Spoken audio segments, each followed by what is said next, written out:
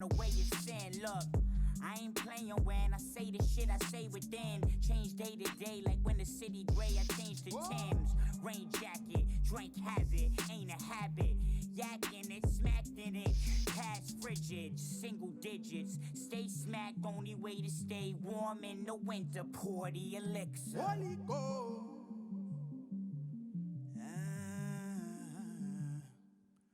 Holy Ghost in my system, in my walls. In the city, skimming, see me weaving through the smoke.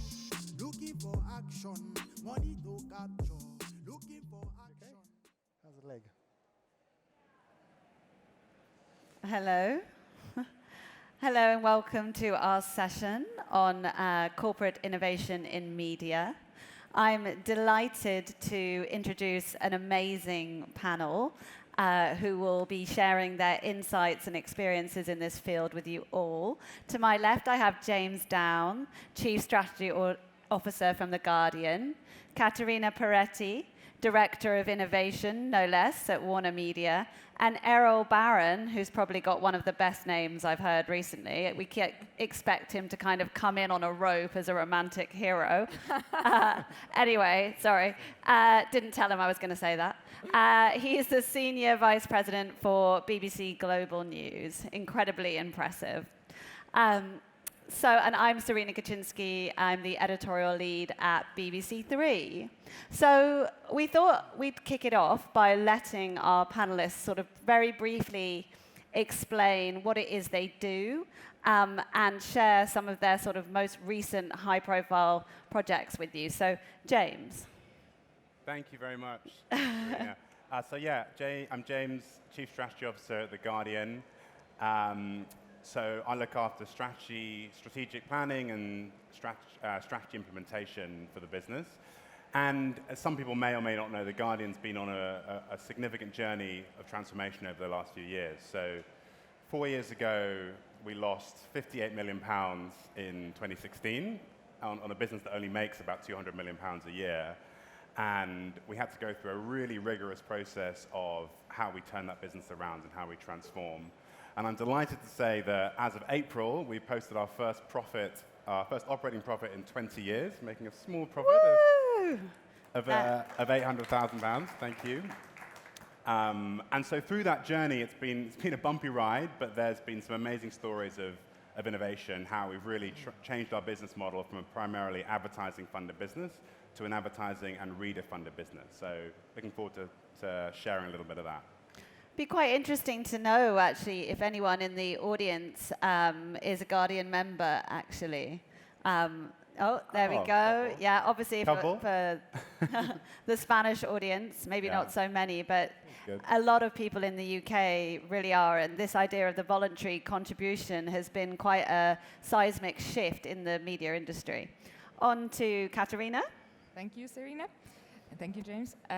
So I work at WarnerMedia, which is the home to many brands you probably know, like HBO, Warner Brothers, CNN, Cartoon Network, and so forth. And across WarnerMedia, I lead our international innovation initiatives, which we refer to with the name of Hatch, across Europe, Middle East, Africa, Asia, and Latin America.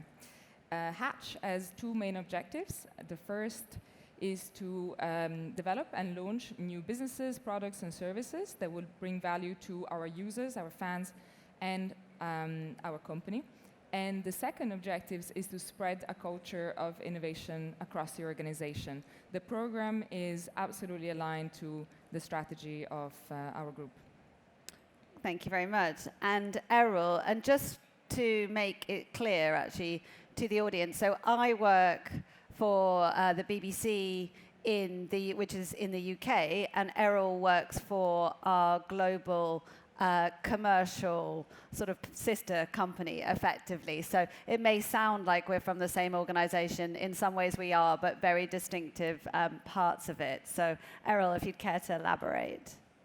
Thank you very much. So my role really at its core is an attempt to kind of reimagine some parts of our business to ensure the digital output is very much in line with our key principles, and to find great partners globally for us to work with, frankly. We recognize that there are multiple different products that we have right now running, which I can elaborate on in a minute, but my job really is to find ways to improve our services, improve our offer to our audiences, but at the same time upholding all of the very important key credentials that make up the BBC. And we've talked about some of those in terms of Project Songbird and Real, and so I don't know if you want me to elaborate on that now, or... Well, I think I always like to start by kind of making sure that we are all sort of fully engaged with the topic that we're actually discussing. And I think the word innovation is such an interesting word and can mean kind of lots of different things to different people. So I just thought it'd be really interesting to hear from all of you individually sort of how you define it, whether that's personally, professionally, etc. James? Sure. Yeah, I mean, it is a very overused word, so I think it's a good place to start. I mean, for me, it's quite simple. So I think about innovation as, having great ideas and executing them brilliantly.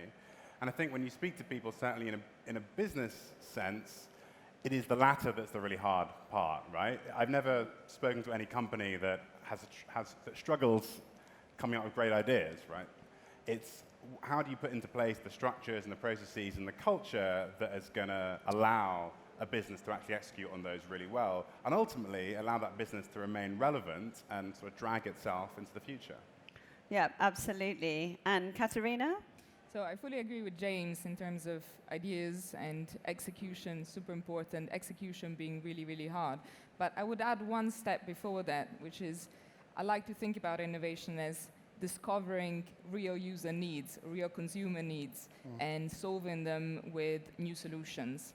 And I believe that companies that are successful at innovation and at addressing their user needs have particular advantages with respect to other companies that allow them to solve their user problems better and faster than anyone else. Like these advantages could be, for example, brands, distribution channels, reputation, insights about your customers that will just make you more effective at solving your customer needs.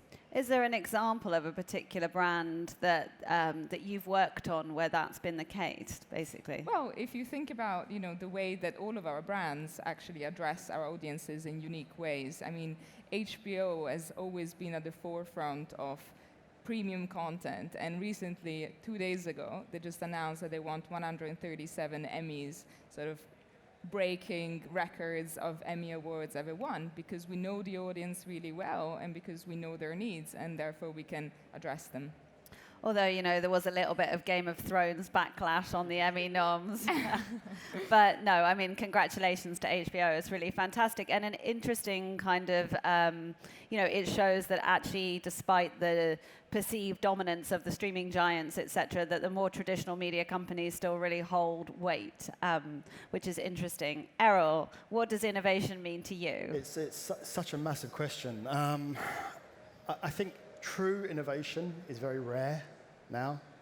I think people talk about the concept of being able to innovate or doing innovative things, but when you really break it down, it's incredibly rare to be utterly innovative. And I think we are too possessed with the idea of continually trying to be innovative. I see this kind of circular effect whereby innovation and evolution kind of live together, where innovation is ultimately an evolution of something potentially, and evolution is an innovation in itself. So I think, to my earlier point, I think it's very hard to be truly innovative in these days. You can keep doing interesting and new things, but even though you seek to build, to a point that Caterina made, those innovative concepts, it has to be right for your business. Yeah. You have to bring it back into what improves my offer, what makes it a better user journey, what improves my audience's enjoyment of my product. And if those things aren't answered, well, then you're innovating for the sake of innovating. I mean, have you ever had that experience, actually, where you've been sort of, caught up in something and been, either you or your team, you've had the idea, you're like, this is a fantastic idea, and then you start the implementation phase, and you sort of realize, oh, actually, I've been here before. This is not as new as I thought it was. Yes, in a word, and I won't mention the company because it's not the one I'm at right now, clearly, but previously in my career to date, there was a need for this appetite to just try and do something new, and we took so long trying to do it that we lost all competitive advantage as a result of trying to do it. So we went right through the process, arrived, and it was too late because everybody caught up and had already done it. So what was the lesson there? Speed is good, agility is important, but make sure it's right before you embark on that journey, because someone can do it better than you because they have the facilities to be able to do it better than you. James, you mentioned obviously putting in place the structures to bring about kind of transformation, which is obviously something you've worked very close with. What do you think are sort of the right mindsets that are needed to drive innovation forward?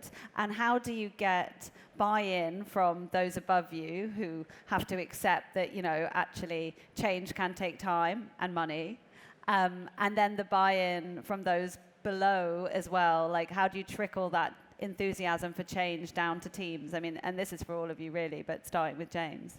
I think the buy-in point is really important. So for me, it absolutely has to start at the top. And that can be quite difficult for a CEO or an editor-in-chief that's used to working in quite a specific way, or leadership generally.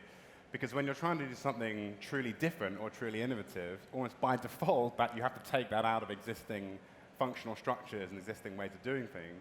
So if I use an example from our story, when we first decided we were going to relaunch our membership program and make it all about supporting The Guardian. So for those that don't know, a big part of The Guardian's success over the last few years has been innovation in our business model, and we get now a significant proportion of our revenue from readers who don't actually pay for any services per se, but they just make a voluntary contribution, either one-off or on a monthly basis, because they believe in what we're doing and they believe in the mission. Now you can tell, when that was first pitched as an idea to senior management, like, this is the way we're going to solve this massive financial black hole that we've got ourselves into. You can sort of guess what the responses would have been from kind of hard-nosed journalists who are used to asking difficult questions about these things. And I think if that problem had been given to any specific part of the business just to solve on its own, it would have been really, really hard, because it needed a really collaborative effort across product, engineering, commercial, and the journalists themselves, because it's a product that's really close to our journalism. And so that's quite difficult as a leader. You've got to sort of suspend disbelief almost for the moment. And if you're used to working in very sort of rigid functional structures, that can be really hard. Caterina, how have you kind of, a lot of what you do, you work and helps kind of train people for the mindsets that are needed to spark innovation. What are your sort of top tips that you would say to someone basically as part of your innovation training? Yeah. We like to call it like coaching for executives rather than training. Training sounds a bit sort of paternalizing, which is definitely not. Sounds like you've got them all jogging around or something. Yeah, that's right. So just taking notes. So when we coach our leaders, but also when we take people through our innovation programs and initiatives, there's mindsets definitely that will help them be successful as innovators, as leaders of a company that wants to innovate, and at practically working on new products, services, and businesses. And this is not going to be comprehensive, but I can think of a few things that we typically coach people on. So think big and bold. So think beyond your team, beyond your division, beyond your company. Second, don't compromise your vision. So once you've thought big and you realize where you have to go, then when you realize all the little practicalities and politics and things, don't compromise on those. Just prioritize the versions or the features of your product that you're going to release first, and therefore which elements of your vision you're going to bring forward and which one are going to wait for longer. Secondly, be comfortable with ambiguity. I mean, if you knew exactly where you were going and how exactly you were going to get there, it wouldn't be called innovation. It would be called project management. Fourthly, I would say accept that failure is part of the journey, and that you won't be able to learn if you don't fail as part of the process. But at the same time, don't just wait for failure to happen. I mean, I think failure is such a overused word this day, and people just cheer on failure. It's like, no, not really. We shouldn't really be cheering on failure. Failure does happen. It's inevitably part of the process, but try to prevent it. Like, we do what we call a pre-mortem, or like think ahead, rather than doing a post-mortem and realize why the thing has failed and sort of just kicking it to the side, then realize before why it's going to fail. So ask the questions, why is this concept going to fail? And then try to address all of these blockers, all of these issues beforehand so that you prevent failure as well.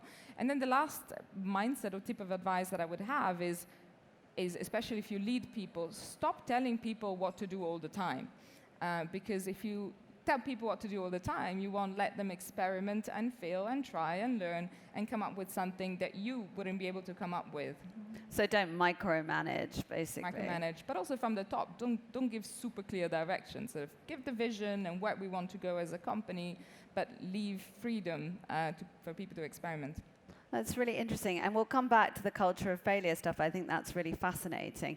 Errol, as a leader, how do you drive and inspire internal transformation, basically? Because it can, change can be a tough thing to manage. Like, it can be very difficult to get people. Teams can be resistant to change. How do you manage that? I think have a very clear vision. I think much of what these guys have just said, if we all understand what success looks like collectively, and we're clear to KPI'd, and we know what the path to success probably looks like, then ensure that you have that collective support as a result of that. If the teams on a global basis are all clear in terms of whoever you speak to, what success looks like, and what our KPIs are, and where we're traveling this year, then everyone works to those. And I've been really quick to empower the people that work around me and with me. And I think that's really important. And into that comes a bit of kindness too, Yes. Be good to the people you work around. We forget that in the organizations. Just because it's corporate, it doesn't mean that we have to forget about the way in which we treat each other in an environment. And I've found that when you're kind to people and when you empower them because they're brought in to do a job, because they're good at that job, probably better than the leader sometimes, in fact, you get so much more productivity out of people because they feel empowered, they feel important, and they feel that their contribution makes a difference to the output.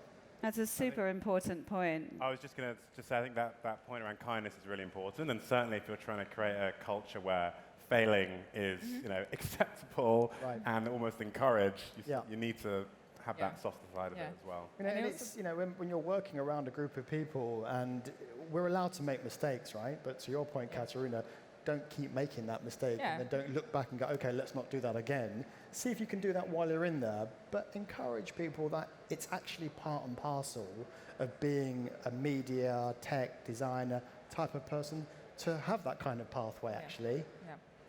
I think it's also super important to create purpose. Like, everybody wants to know that what they're doing matters.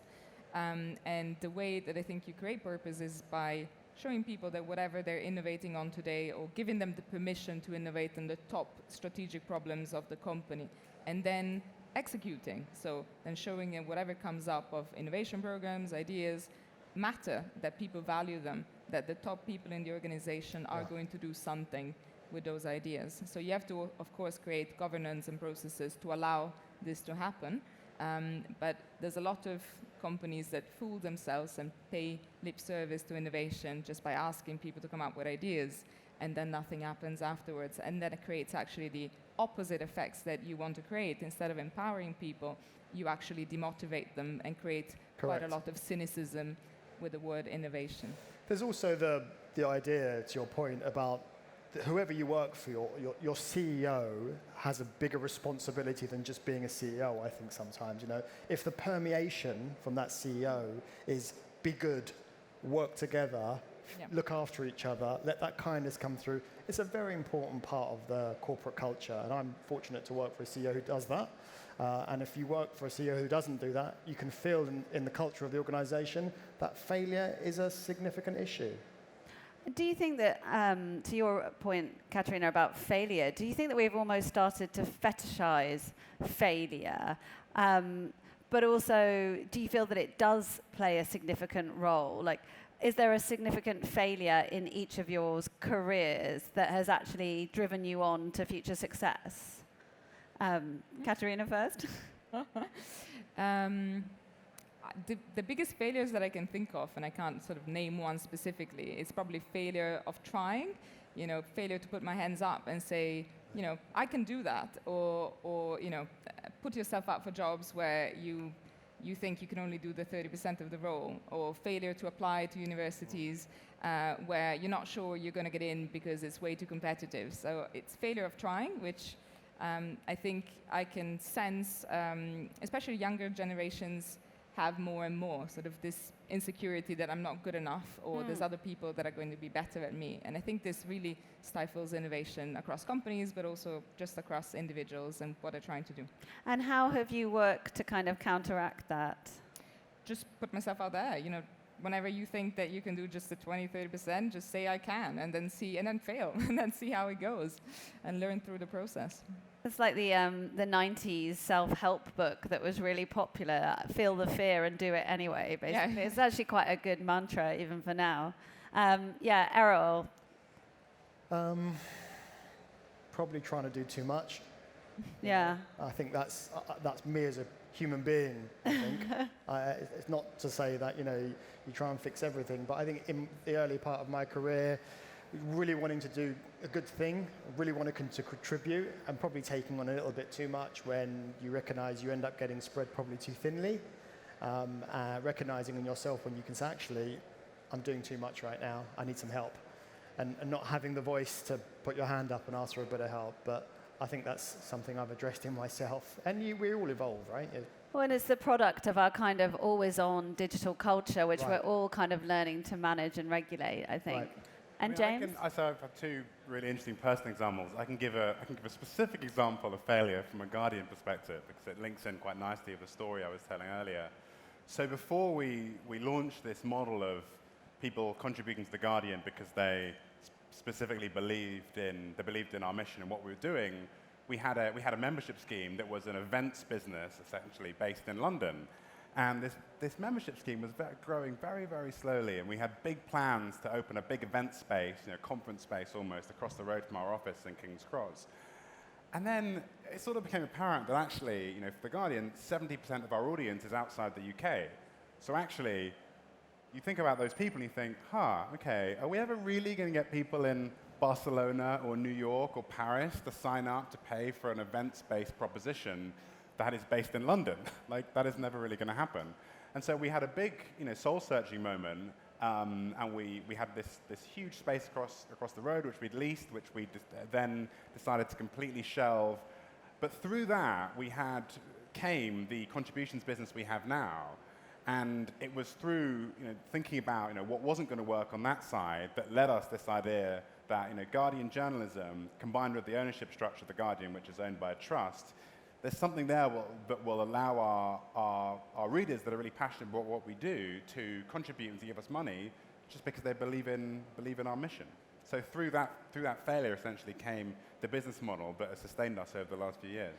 What do you think it is that's inspired people to, the voluntary contribution system? Why does it work, basically? Well, we know because we ask people, and it's really interesting. You get a whole myriad of responses, right? So some people say, this is a really important time for journalism. Journalism is a time of crisis. I want to do my bit and I want to contribute. Yeah. Some people say specifically, which I think is really interesting, I want to pay to keep your website free for other people that can't afford to pay, which is really interesting. Others just say, I read you every day. It's only fair that I pay something. But all of them ultimately are parting with money they would not have to part with because they believe in what we're doing. That's fantastic. And to sort of counterbalance the failure question, it would be good to hear what you consider your sort of biggest successes in the innovation field. Caterina? I think the biggest success in the past year has been aligning all of the top layer, all the executives in international WarnerMedia to work together to fund and launch an innovation program across the whole organization. And this is a program called Hatch, where everybody can apply, anyone can apply across any level. And we have just seen that in the latest program that we launched, 10% of overall staff applied. And we're talking about a company that has thousands of employees, and when 10% of staff applies, this is fantastic. And the fact that we were able to to convince the top people in the organization to fund the program, to give us the people and allow us to work together for 4 months with a group of 20 people, more or less, on an innovation project, which no clear outcome, no clear goals. Of course, it's innovation, so you can't say exactly what's going to come out of the program. Is absolutely fantastic. How did you pitch it to sort of spark that kind of deluge of response? And then how do you select, or have you selected, the successful candidates? And how many CVs did you have to read? So in terms of pitching it, is first of all, it's super important to align of why we're innovating, why it's super important for a company to innovate today. And you can think, quoting one of our innovation partners, one could say it's the best of time and the worst of time for a company to be in business. It's the best of times if you can learn fast enough before you get disrupted, and then it's the worst of worlds if you are too slow and you get disrupted by the speed of change. Now, what a lot of people think is that, and what people know, is that there has never been a time in history where change is this fast. But what fewer people appreciate is that the pace of change is only accelerating. So if you think that the pace of change you're seeing today in terms of technology, in terms of user behavior, in terms of marketplaces and so forth is going to stay at this speed, it's not the case. It's only going to accelerate. So the recipes of today are not going to work for tomorrow. And when corporates start putting those lenses on, then it becomes urgent to put in place a process to allow for innovation. And it's very clear that, yes, you can have an innovation team that acts like a startup, behaves like a startup, engages with partners like a startup, but it's not going to be enough because it's not scalable. You need innovation across the whole level of the organization and empower and enable everyone across the company to innovate as part of their day-to-day role. So this is the journey on which we are, to allow the company to innovate at every level across the organization. And the success that I've seen is seeing people at any level, so from head of IT applying and participating to our programs to the first joiner. In terms of selection criteria that we asked for, we looked for enthusiasm for innovation, the right mindset, so being open-minded, thinking big, the things that we mentioned before. But also we look for a balance of people, so diversity is super important. We have to make sure that we've got diverse teams. There's a ton of academic research showing that diverse teams just simply perform better than other teams. And so we carefully balance teams in terms of skill sets, but also in terms of backgrounds and gender and so forth. Really fascinating. And Errol, what would you sort of pull out as your biggest success in innovation? The launch of BBC's Reel, our kind of global video destination, storytelling, beautifully created video destination. We didn't have one 18 months ago. We now have one. It's done really well. It's something we should all feel very proud of. What is it really briefly, just for the audience? So previously we didn't have a destination for video at bbc.com, our global front-facing commercial business. And BBC Reel is a destination for some of the most beautifully curated and crafted short stories and short pieces of video, both in terms of some of the things we've taken from the archive of BBC Studios, but more so about all the things we're commissioning. So there is an incredible team there now that are charged with stimulating and tapping into a really fantastic creative economy and building and driving these wonderful stories, which, frankly, I would never have seen or heard of had it not been for their involvement in all the different regions. And whether it be the man in Japan who's built his own castle, or a man in Sri Lanka who rides a horse to work every morning, or someone who skates to the office across frozen lakes in Norway. These are really beautiful things. And I think its remit is to challenge the way you look at the world, but also let me challenge the way the world seems to you as well. So sorry, that aside, Reel's been great. Project Songbird is something we're working on at the moment. That is a big audio-based proposition, attempting to transfer through software analysis all of our script, all of our text into audio-based propositions, not just podcasts. So dynamic, up-to-date, really great news stories in a kind of audio experience. So to get that off the ground and where we are now, that's something I think all of us back home are really proud about. And I think finally, just we've all touched on the people piece, but you know, I've really loved seeing all my guys come on this year. You know, it's really tricky, you know, being a global business because your time has to be effectively and efficiently used. So making sure the guys in India or the guys in Singapore or Australia or New York all kind of get the same message from what we're doing as an innovation group, but as a group for them. I've personally worked quite hard to try and make sure they get that message and they feel that they're informed and they're communicated to. So I think that's been a real proud moment for me this year too, actually. I guess one interesting thing is sort of how do you maintain energy? Because, you know, and I'm thinking about you here, James, and it must be almost tempting to sort of go, right, okay, you know, for The Guardian, right, woo, we've done it, we've broken even, we've succeeded. But how do you maintain that energy and that desire for innovation to go to the next stage? What is the next stage? What is the next stage? Yeah, it's a really good. The question about how you maintain energy is really interesting because, you know, and the one that I personally have been was grappling with for the last 6 months of last year because, you know, we've been on this journey to getting to break even, which is a very specific goal, right? There's sort of no ambiguity around that, and we needed. You know, leadership needed to go to the company and say, you know, work out what is the bridge from that really, really tangible and specific goal to, as you say, what is the next thing we're trying to get people excited about, and hopefully something that can unite the editorial and commercial sides of the business, which Break Even was really successful in doing. And so as I've talked about, our business model is based around supporters, or that's the new innovation to our model. And we recently announced we have 1 million people supporting The Guardian last year. And so the next big goal is to get to 2 million people by 2022. But, I mean, we were really excited about that because supporting The Guardian is so directly driven by the journalism and the quality of the journalism, the engagement of the journalism, and also the amount of people that the journalism is reaching. And so we're hopeful it's a goal. Well, it already is proving a goal that can unite those different parts of the company, which, you know, you will know working in an editorial organization is not always easy. No.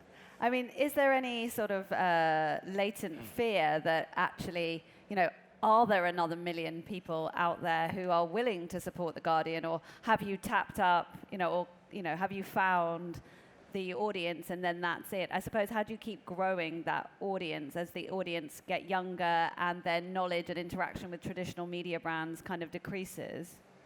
Yeah, so it's sort of all parts of the funnel, really. So we are absolutely trying to grow our audience at the top line, and especially internationally.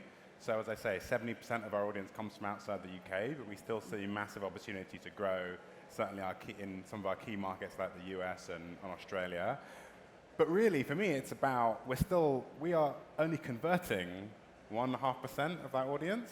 And so you know, it's never going to be 10, 15, 20%, but I don't see a reason why it can't be 3%, right? And so in terms of your question, I think there is certainly still headroom to grow that monetized base over the next few years. It's really interesting. Caterina, we were talking earlier about your work and research into Generation Z, which is the generation coming up in the wake of millennials.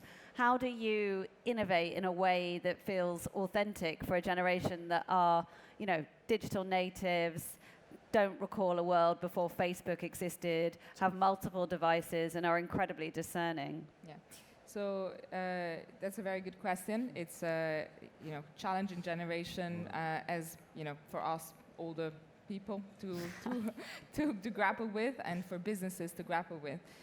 The way that we do it is we leave the building and we talk to them. We get to know, we spend time, and we get to know the generation. We get to know people that are in this age group. And so we just concluded 2 weeks ago a first round of user interviews with people between the age of 14 and 25 in Latin America to get to know them on a one-on-one basis, and so find out what they're excited about in their entertainment needs, what they watch, what they hate, what they like, and so forth. And we found out a lot of really interesting insights, a lot of those you were talking just previously in your Gen Z presentation. And the way that what we do with these is we then generate ideas that would address these needs specifically. So I can't tell you what the new great products and businesses and services we're going to launch that address these needs, but they're definitely going to be coming. And Errol, how do you obviously translate that into kind of looking at the global picture? Very quickly, actually, because I do want to go to audience questions, but how do you innovate and keep in your mind, this is for this generation, but actually that generation is so different in so many different territories?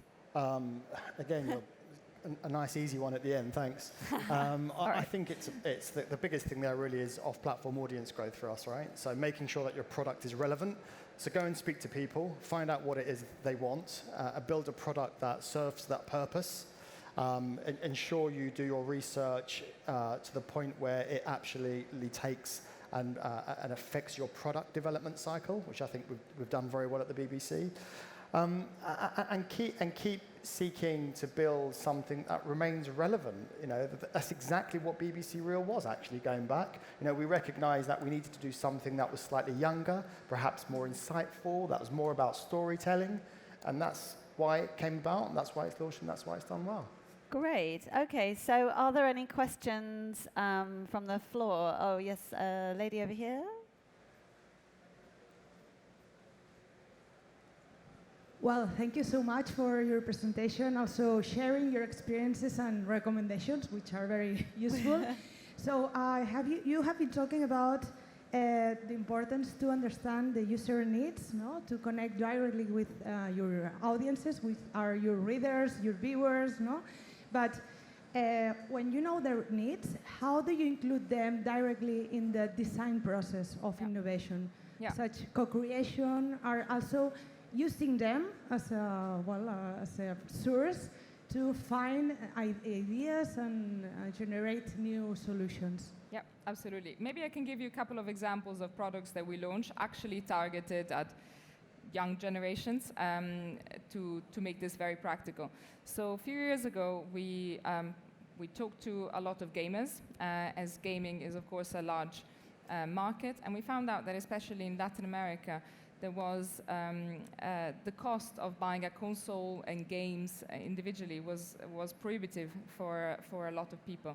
And so we launched a cloud gaming service called Cloud, and this is 2 years before the Google and the Apples launched their own cloud gaming services, so quite pioneering, that would allow people to play games on any device on subscription. So think of Netflix for games. And the way that we did this is, of course, we interviewed people, we found out their needs, and then we designed a solution, a service, a platform that responds to these needs. And of course, we kept testing and iterating. So as soon as we had sketches of our initial idea, we did test them with users, then went back, then we had a clickable prototype, then we tested with users, then with initial product, a beta version was pretty crappy, we tested it with users, we improved it, and so forth. So we keep going down this cycle. Or recently, last year, we did a big innovation project on sports, specifically football. Football is the one global sport. And we interviewed lots of sports fans across different countries, and we found out lots of different needs and sort of unmet needs that they have. One of which is, for example, the need to be recognized as a sport fan. If you think about it, as a sports fan, you go to the stadium, you cheer for your club all your life, you teach your children to teach for the club, and so forth, and nobody gives you anything back. Nobody even knows who you are. Your club will never know who you are. And so what we did is we created a concept, which now is a launched venture with 300,000 active users on a daily basis. We launched it only 6 months ago, so it's great. Which basically rewards sports fans for the loyalty. So every time you go to the stadium, we give you points. Every time you tune into the match, we give you points. Every time you read the article, we give you points. So one, it consolidates your experience, which currently is across all sorts of apps, into one place, because that app gives you points. And two, you can redeem these points on the real market and do things that you care about.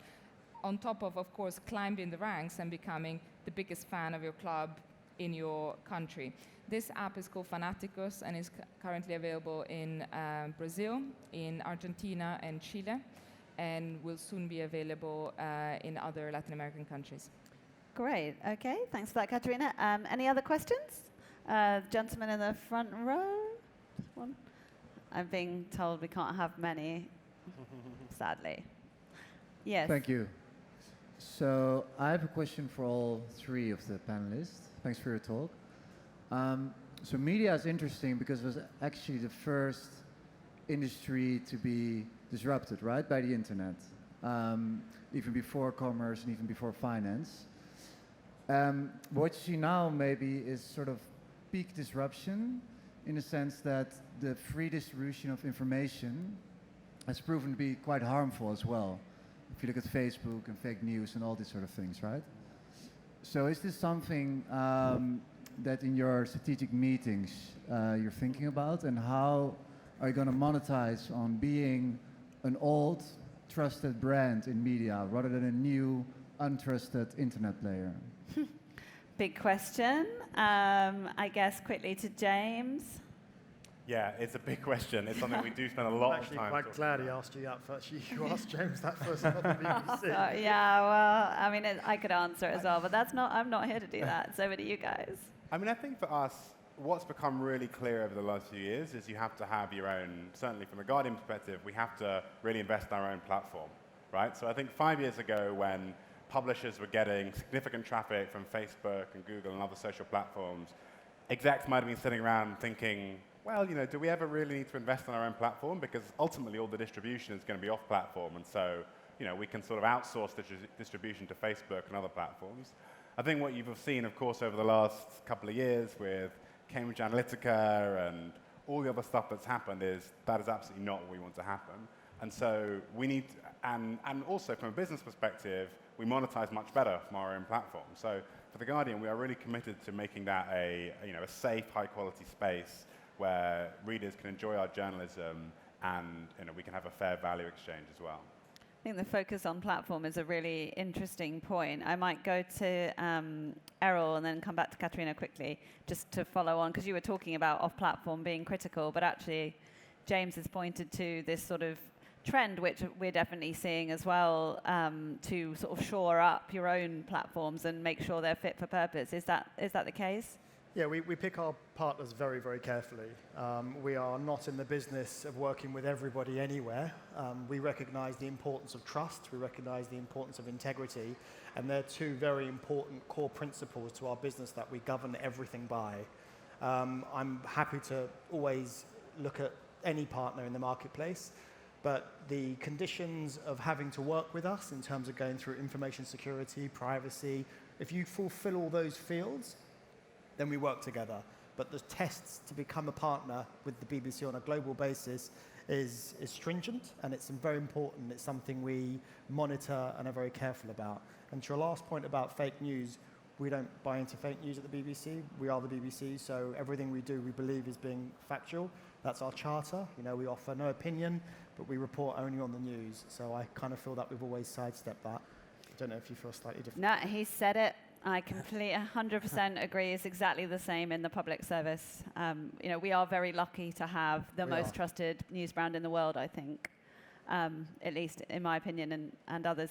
Caterina? I'm just going to repeat what the guys said, apart from the fact that, we commit to the highest premium quality entertainment for our audiences, but we take super seriously their data privacy and security. So we have audiences of all ages, starting from kids, and then teenagers and so forth. So we take data privacy super seriously, and we're of course compliant with all the regulation, but I would say probably we go one step further than that. Great. I think that's all we've got time for, or can we do one more? No, apparently not. I'm sure you'll all join with me in thanking our fantastic panel for their contributions. And thank you all for coming. Thank you very much. Go and have some lunch, everybody. Yes.